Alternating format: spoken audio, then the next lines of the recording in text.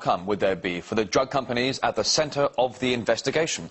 To discuss this, we're now joined live by Dr. Wolfgang Wodarg, who initiated this probe.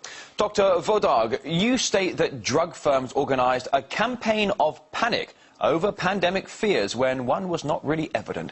What made you come to this conclusion? We didn't judge like this, but I think we see the necessity that we have to do some investigations in the Council of Europe to reinstall the trust and the reliability of such very important organizations like the WHO. And I think we have seen that there are many signs that there is a close cooperation between pharmaceutical companies and the WHO. Perhaps something is necessary, but we have to find out whether there was pressure or whether there was money going and giving incentives for WHO to have this pandemic declared in April or May last year. So it was a false alarm, this is sure, and it's very costly and it hurts a lot of people unnecessarily. Okay, so you are suggesting that there's some sort of collaboration there between the WHO and these big pharma giants.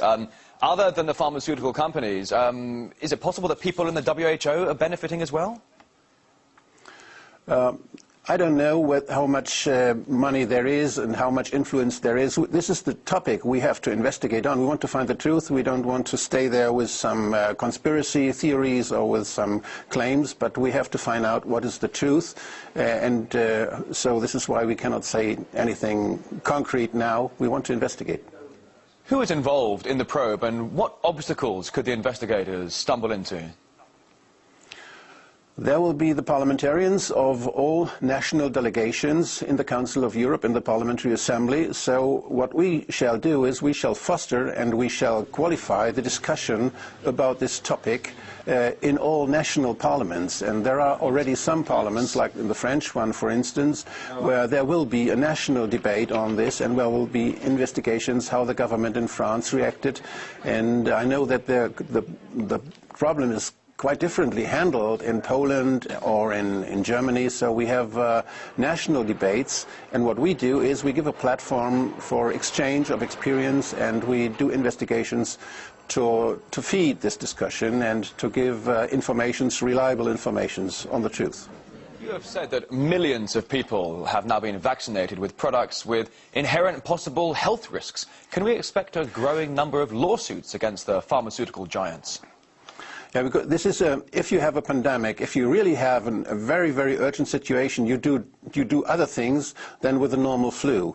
And because there was this alarm of a pandemic, they were allowed, the pharmaceutical companies and the states started producing urgent drugs. This is to say that the reliability of the drugs and the quality of the drugs is not the same and is not as well tested as normal drugs where you have time to do it.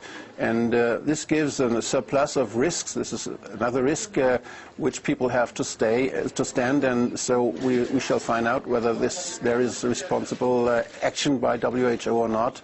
And if there is something done unnecessarily, those who suffer from it, they will try to get their rights. And I don't know, this will be on the national level, those claims, and it may be very different from country to country.